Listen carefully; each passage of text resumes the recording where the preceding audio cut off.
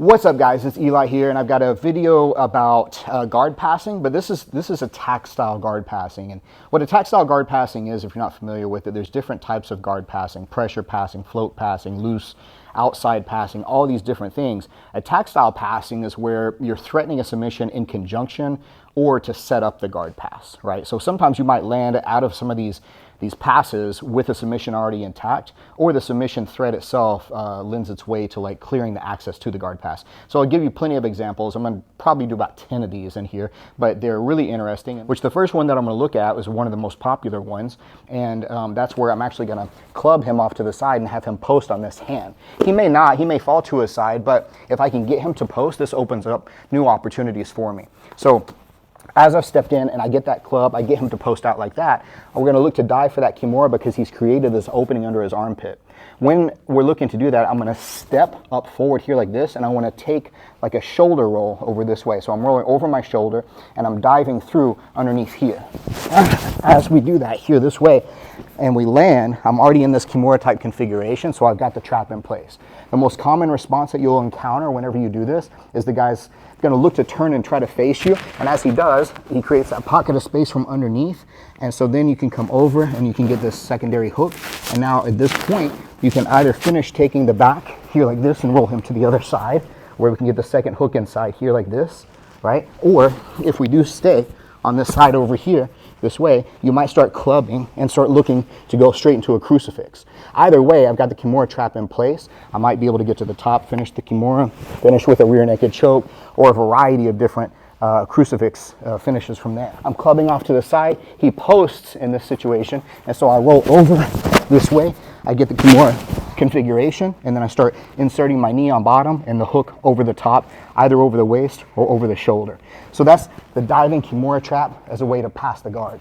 So as I mentioned before, I might go in and push, and then as he rocks back up, from here, once he comes back to sitting, I'm gonna club and I wanna feed in for this guillotine style grip. Now, in a perfect world, I might be able to just sit down and finish this guillotine from right here.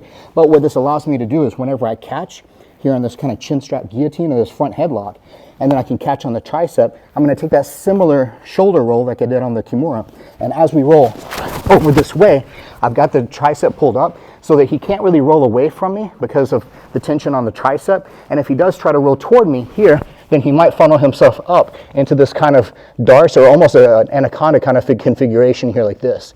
So what I'm going to look to do from here is, if whenever we get into this position, if I can funnel the head and the arm back up here this way, I'm going to turn and face him, and as I start to go in here like this, I can start to get the Anaconda. If I need the assist with the leg to come inside this way, I can finish the Anaconda this kind of position like that. So again, on this one, as I come in, I push to rock, I catch the front headlock, we look to roll over that shoulder, I've got the head and the arm like this, and so I start to look to funnel him up onto his side here this way, and then once we catch, I'm going to bring that leg over here, and I want to finish with the Anaconda choke like this.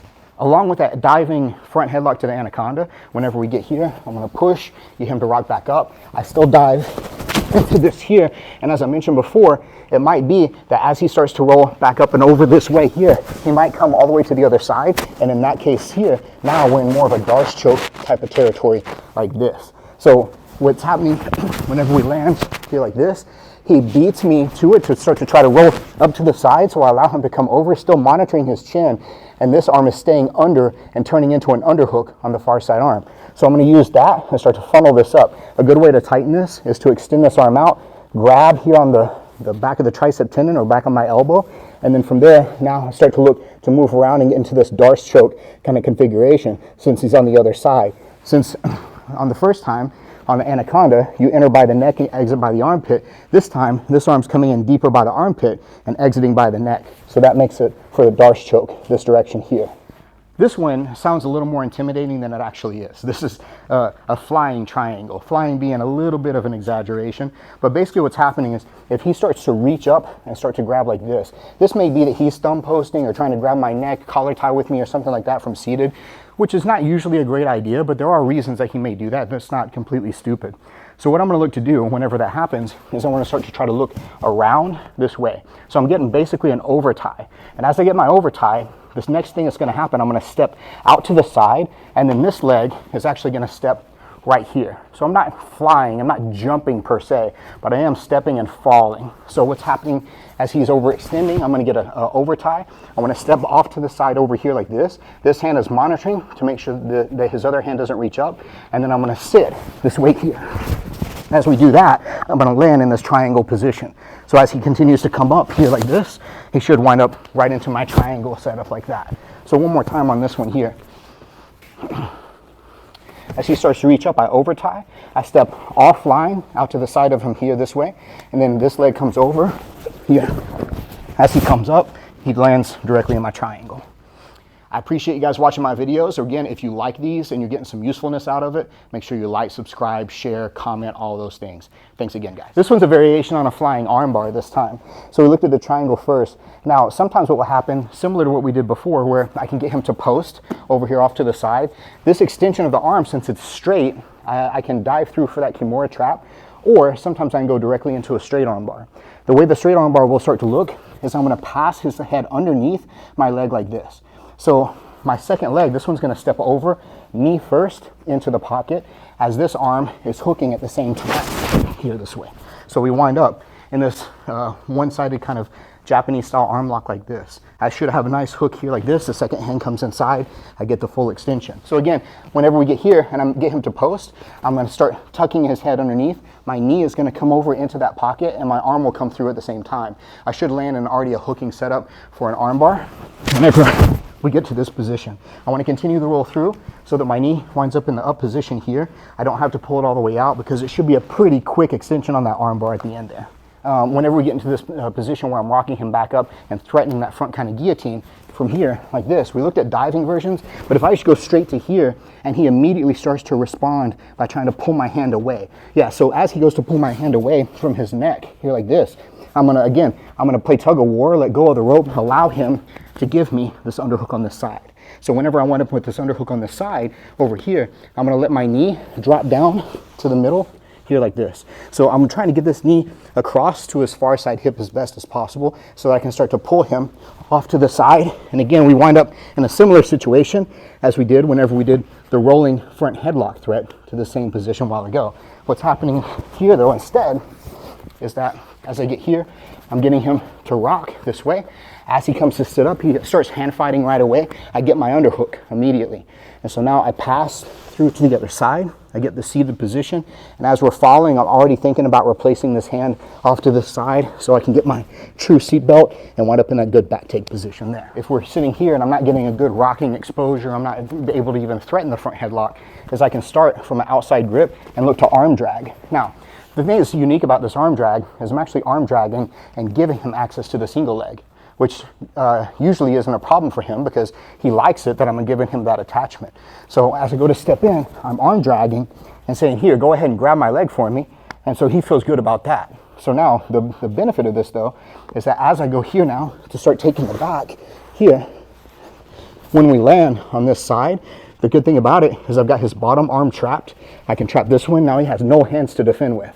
Sometimes if it winds up that I hike up a little bit too high, I'm already into triangle territory on the backside triangle like this. So again, this time I step in, we're hand fighting here a little bit. As I go to arm drag this way, I give him access to that single leg. And then whenever I start to go for the back take here now, I'm gonna step my knee down, start to pull off to the side. I've got the bottom arm trapped already. Now the top arm is trapped here this way. So he should wind up here with no arms left, this position, or maybe even if I land a little bit higher up on his shoulder, I'm already looking to set up my triangle. So what if though, he's already playing in this supine position here like this, and he's got his feet facing me. So again, big things that I wanna look at whenever I'm starting to approach the guard. I don't wanna see the bottom of his feet. He wants me to see the bottom of his feet. I wanna see the shoelaces instead, but he's doing a good job. He's also retracting his knee and he's creating this V shape of his legs. These are all good elements for him to prevent me from passing the guard. So something that I can look to do whenever we start to step in like this is I can split. I wanna step in nice and deep on one side over here. So I get good pressure with my shin against his hamstring. Because on this side over here, he may be looking to post or whatever, something that I can look to do from here is grab the top of his foot if I can get that exposed. I want to get that C-clamp here with my thumb and my forefinger, and then off of that, now I'm going to look to dive. Now, sometimes just from right here, you can go ahead and threaten it, but he's got a little bit too much hip mobility. So it's going to be a little better if instead I take a roll off of this. So I'll start to dive and roll over this direction here. I need to land with my legs on top of his here like this and keep that leg on the bottom bent this way. So from here now, I finish with the toe hold, hopefully. Maybe I can get that. But again, I don't have the best connection here in the world. So even if I'm not able to finish with that toe hold, I still have a good ability to start to scramble up and complete the guard pass because I've cleared his knee line. That is whenever I step inside like this here, especially if he's trying to play like a De La Hiva with me, where he's starting to grab a hold of my ankle on this side here. So what this allows me to do, rather than rolling and maybe keeping his attachment that can be beneficial for him on it, instead of doing that, what I'm going to look to do is I'm going to back step here this way, and I want to drop in to my knee, trying to keep his ankle on my cross side hip like this, so there's good pressure here. It's sandwiched in nice and tight. Now, the next thing I want to look to do from here is I'm going to duck my head underneath this leg. The way I create exposure, the space that I need underneath that, is not by trying to pick it up because he's too strong. But if I push it laterally, oftentimes he'll relieve the pressure by extending that space behind his knee. So whenever I see that, I'm tucking my head behind his knee like this, and then I'm going to fall onto my hip on this side here. That creates a lot of pressure from me to be able to sandwich in that side here.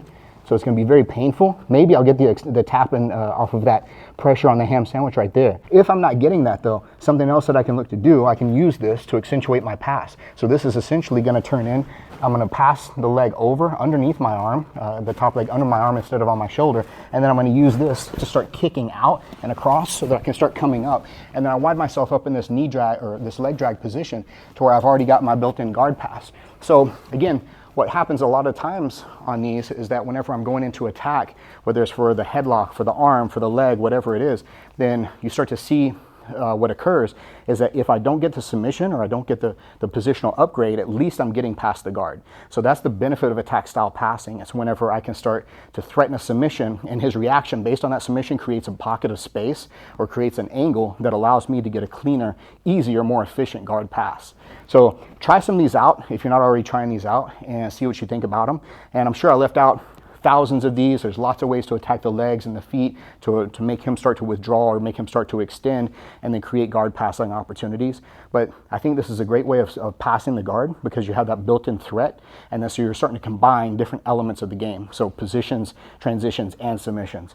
I appreciate you guys watching. Thank you, Mike. Thanks, and keep watching that Jiu-Jitsu channel.